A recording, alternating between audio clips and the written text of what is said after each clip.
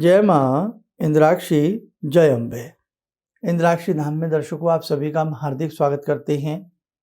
आज के दिन जिन जातकों का जन्मदिवस है, मैरिज एनिवर्सरी है, उन सभी को हमारी तरफ से बहुत बहुत शुभकामनाएं।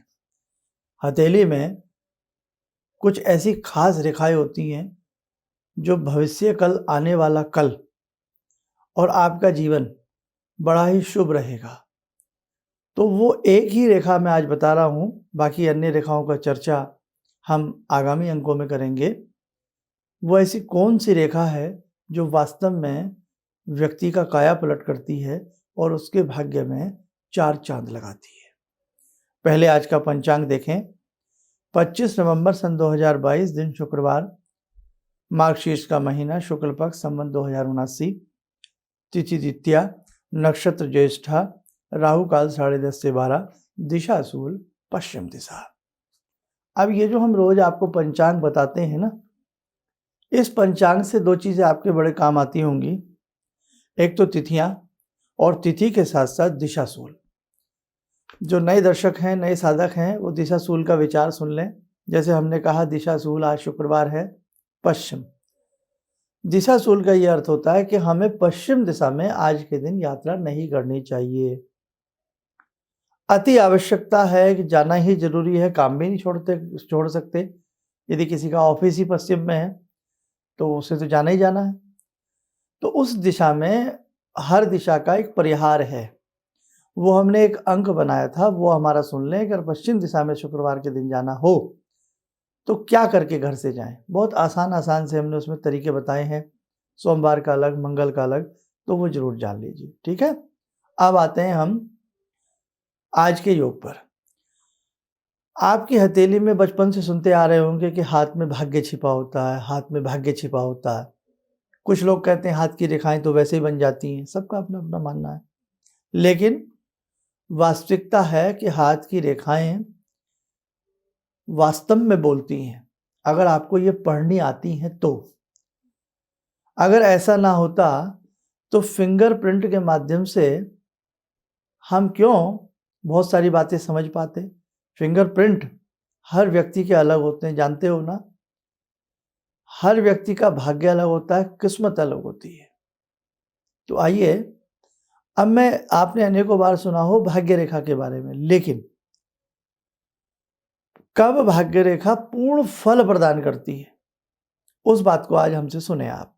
देखो, हथेली है, हथेली में नीचे से ऊपर की तरफ भाग्य रेखा जाती है। ये भाग्य रेखा बहुत लोगों के क्या होगा कि हाथ के मध्य से निकलेगी, बीच में से निकलेगी। बहुत लोगों के लास्ट में जाके भाग्य रेखा निकलेगी, और बहुत लोगों के भाग्य रेखा नीचे से तो है, लेकिन वो कई स्थानों पर टूटी हुई है, कई स्थानों पर खंडित, कई स्थानों पर टूटी भाग्य रेखा हो तो वो सफल नहीं मानी जाती। भाग्य रेखा में से गाजर की तरह रेशे रेशे निकले हों, वो भी पूर्णतम नहीं मानी जाती। भाग्य रेखा से कोई अन्य रेखा मिलकर के ऊपर 2 रेखा बन रही हो, वो भी पूर्ण नहीं मानी जाती। अकेली भाग्य रेखा, जैसे सिर के बाल होते हैं ना, महीन पतली सी भाग्य रेखा सीधी आपके हाथ में ऊपर तक दौड़ती नजर आए, शुभ परिणाम वाली होती है। और एक हाथ में नहीं, आपके लेफ्ट में भी, आपके राइट में भी, दोनों हाथों में भाग्य रेखा हो। वास्तव में आप माने ना माने, ये कोई अंधविश्वास नहीं है। जिसके सदोष यानी कि कोई दोष ना हो, ऐसी भाग्य रेखा हथेली में है तो आपको पूर्ण फल देगी। फल क्या देगी? अगर आप जॉब में हैं, अपनी जॉब में अच्छी आपको मुनाफा रहेगा, अच्छा आपका प्रमोशन रहेगा, अच्छा आपका योग रहेगा। बिजनेस में है, अच्छा उद्योग रहेगा, और आपके काम बनते चले जाएंगे। श्रेष्ठतम कामों में से आप कार्य चुनेंगे और आपको लाभ मिलेगा। लेकिन ध्यान रखना, ये भाग्य रेखा कर्म से बनती है। प्रारब्ध के जैसे कर्म होते हैं वैसी बनती है। और इस जीवन में हम जैसे कर्म करेंगे उस हिसाब से भाग्य रेखा डेवलप होती है। मैंने 32-35 वर्षों के अनुभव में, कुछ लोग ऐसे रहते हैं जो डॉक्टर से जीवन भर जुड़े रहते हैं, ऐसे हमसे भी जुड़े रहते हैं। तो मैंने 5 साल बाद पहले किसी का हाथ देखा, भाग्य रेखा नहीं थी। 5 साल बाद वो व्यक्ति मेरे पास आता है, उसके हाथ में मैं विकास वाहिनी भाग्य रेखा देखता हूँ, जिसे हम सैटर्न रेखा कहते हैं, सैटर्न लाइन कहते हैं, लक लाइन कहते हैं।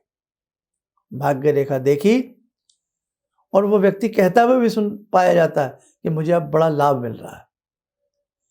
तो ये रेखा जन्म से भी होती है और ये रेखा जन्म के बाद भी होती है। ध्यान रखना इस बात का। एक व्यक्ति है, अजीब से उसके कर्म हैं, उसके हाथ में भाग्य रेखा है, तो वो प्रारब्ध की पूंजी खा रहा है। जिस दिन प्रारब्ध की पूंजी समाप्त हो जाएगी, प्रारब्ध का शुभ योग क्षीण हो जाएगा, आगे वो व्यक्ति परेशान हो जाएगा।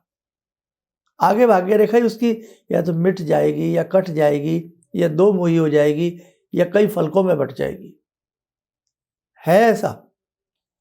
और एक व्यक्ति आज बहुत परेशान है, बहुत जीवन के लेकर के परेशानी आ रही है, नेक नियति के साथ जीवन को आगे गुजार रहा है, अपनी धर्म को मान रहा है, अपने अच्छे से जीवन को चल रहा है, उसके हाथ में भाग्य रेखा प्रारंभ होगी ही होगी, आप मानो या ना मानो।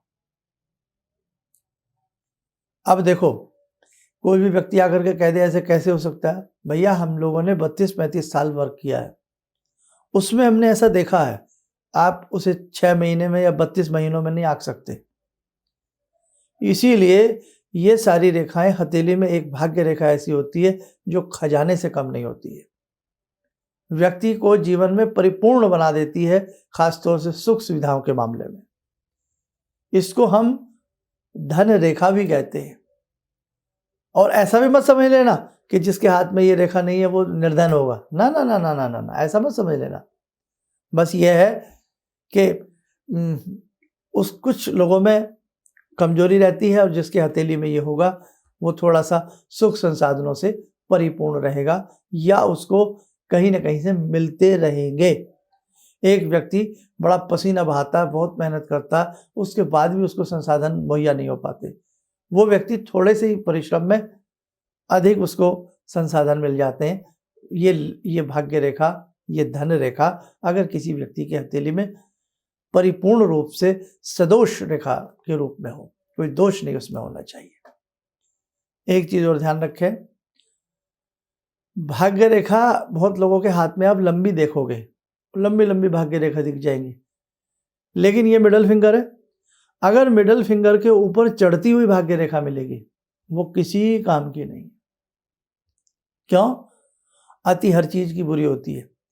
सीमा का उल्लंघन होना, जैसे हम माला जपते हैं ना, रुद्राक्ष की माला, कोई भी माला, उसमें ऊपर सुमेरु होता है, सुमेरु को पार नहीं किया जाता। ध्यान रखना, जो सुमेरु को पार करके जप करते हैं और इस तर्जनी के ऊपर माला को रख करके जप करते हैं, वो जप उनको परिपूर्ण लाभ नहीं देगा। हमेशा माला को अनामिका उंगली के ऊपर रख करके मध्यमा और अंगूठे से पीछे की तरफ खिसकाया जाता है, और जो माला का अंतिम मन का होता है, सुमेरु कहते हैं, उसको पार नहीं किया जाता, सीमा पार नहीं की जाती। ऐसे ही हथेली में भाग्य रेखा की जो सीमा है उसको पार नहीं करेगी। अगर भाग्य रेखा सीमा पार करती है, निष्फल हो जाती है। मैंने पहले भी बताया, मैंने कई भिखारियों के हाथ में देखी है रेखाएं। हथेली में भाग्य रेखा बड़ी लंबी और वो व्यक्ति भीख मांग रहा है, उसका कारण है वो रेखा परिपूर्ण नहीं है, वो रेखा अपना अस्तित्व खो चुकी है। इसीलिए बहुत लोग कह देते हैं, अरे मैंने तो भिखारियों के हाथ में ये रेखा देखी है और भीख मांगते लोग देखे हैं। भैया देखे हैं, लेकिन आपने उस रेखा को नहीं पहचाना कि वो रेखा कैसी है। 500 का नोट तो बच्चे के हाथ में भी होता है, लेकिन कौन सा वाला होता है? कई बार चूरन वाला, है ना। तो 500 रुपया का नोट अगर ओरिजिनल है तभी तो सामान मिलेगा, डुप्लीकेट से थोड़ी मिलेगा। देखने में वो एक सही है, तो इसीलिए देखने वाली बात नहीं होती है, वो शुद्ध हो, ओरिजिनल रेखा हो, सही रेखा हो, तब परिपूर्ण लाभ देती है। अब आप मुझसे एक सवाल पूछ लो। कैसे पूछोगे? हम पूछते हैं आपकी तरफ से, क्या ये भाग्य रेखा हाथ में बन सकती है? है ना, दिल की बात आपके वास्तव में ये भाग्य रेखा बन सकती है।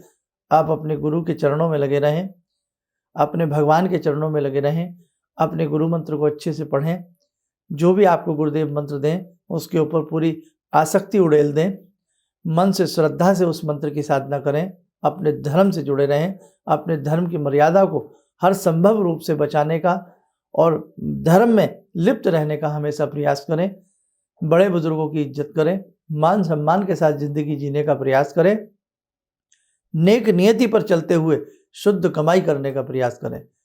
आप देखेंगे 2, 4, 6 महीने में जैसे बीज अंकुरित होते हैं ना, जल्दी जल्दी आपकी हथेली में शुभत्व रूप की रेखाएं उदय होने लगेंगी। मेरे साथियों, और 3 रेखाएं हथेली में ऐसी होती हैं, अगर किसी के हाथ में वो 3 रेखाएं और ये भाग्य रेखा हो तो वो व्यक्ति सम्राट की तरह होता है। हाँ, चलिए अगले अंक में उसको बताने का प्रयास करेंगे। आइए, समय हो चला आज की ध्यानमाला से जुड़ने का। आज की ध्यानमाला में जगजननी भगवती इंद्राक्षी यानी कि भगवती दुर्गा से जुड़ें।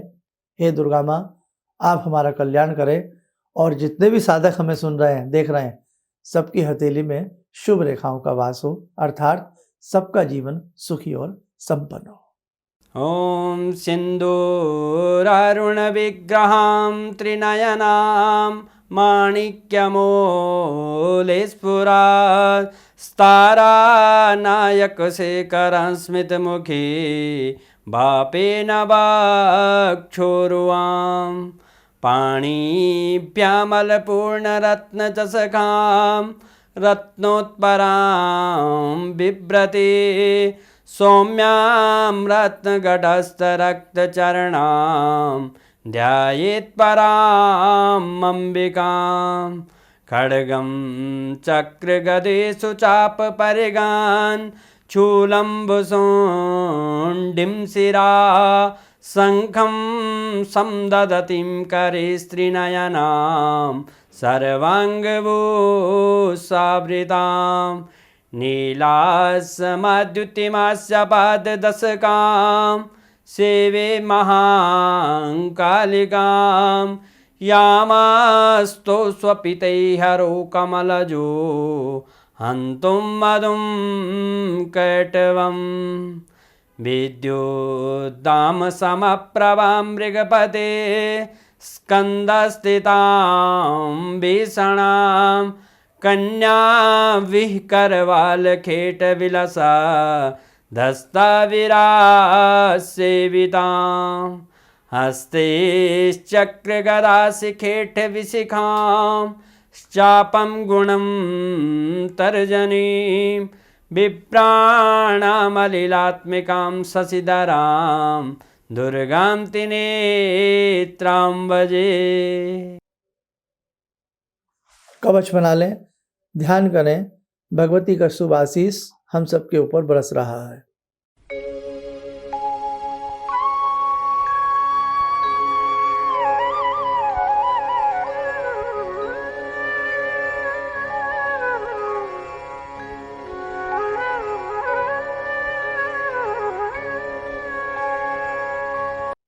ओम बोलते हुए नेत्र खोलें, सामान्य हो जाए। और हाथ की रेखाओं में एक विशेषता और है नए साधकों के लिए। आपके पास डेट ऑफ बर्थ हो ना हो, समय सही पता हो ना पता हो, हाथ दिखा करके आप अपने जीवन में सुधार ला सकते हैं। कुछ कमी है, कोई ग्रह कमजोर है, तो किसी को हाथ दिखा करके उस कमजोरी को वास्तव में दूर किया जा सकता है। दूसरा संदेश, शीघ्र ही जितने भी हमारे शिष्यगण हैं, हम सबसे मिलने का प्रयास कर रहे हैं और एक गेट टुगेदर हो जाए आप सबके साथ, बहुत अच्छा रहेगा। तो इसलिए अब आप लोग तैयार रहें, बहुत शीघ्र ही हम आपको वो खुशखबरी देने वाले हैं। आप सुखी रहें, स्वस्थ रहें, इन्हीं शुभकामनाओं के साथ हम अपनी वाणी को विराम देते हैं। जय जय अम्बे। गुरु जी से मैं तब से जुड़ा हूँ जब से वो एक चैनल आती थी P7, उसी से मैं जुड़ा हुआ था। और गुरुदेव से हमारी जब मुलाकात हुई तो मैं आश्चर्यचकित रह गया जब उन्होंने हमसे बताया कि आपके साथ ऐसे ऐसे हुई। तो मैं इतना आश्चर्य हो गया कि इन्हें कैसे मालूम। और इतना बढ़िया इन्होंने बताया इन्होंने, जिसके वजह से मैं आज तक उनसे प्रभावित हूँ। और इनका बताने का शैली वगैरह इतनी बढ़िया है, जो हम अपने क्लास के टीचर से भी उतना बढ़िया नहीं समझ पाते थे। ये हमें बहुत पसंद आई। और दूसरी बात कि इनके साथ जितने भी मैं जुड़ा, जब से जुड़ा रहा, जो भी समस्या आई, मैं बहुत ही अच्छा तरह से मेरे सॉल्व होते चले गए। और आज तक मैं उनके आशीर्वाद से मैं बहुत सुखी हूँ। किसी भी समस्या के समाधान के लिए मिले प्रसिद्ध हस्तरेखा एवं वास्तु विशेषज्ञ प्रोफेसर धर्मेंद्र शर्मा जी से।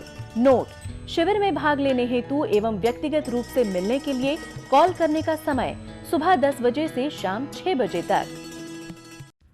हमारे विभिन्न ज्ञानवर्धक कार्यक्रम देखने के लिए आप हमें अभी सब्सक्राइब करें, बेल आइकन को प्रेस करें ताकि आप देख सकें हमारा कार्यक्रम सबसे पहले। और अधिक जानकारी के लिए फेसबुक पेज को लाइक करना न भूलें।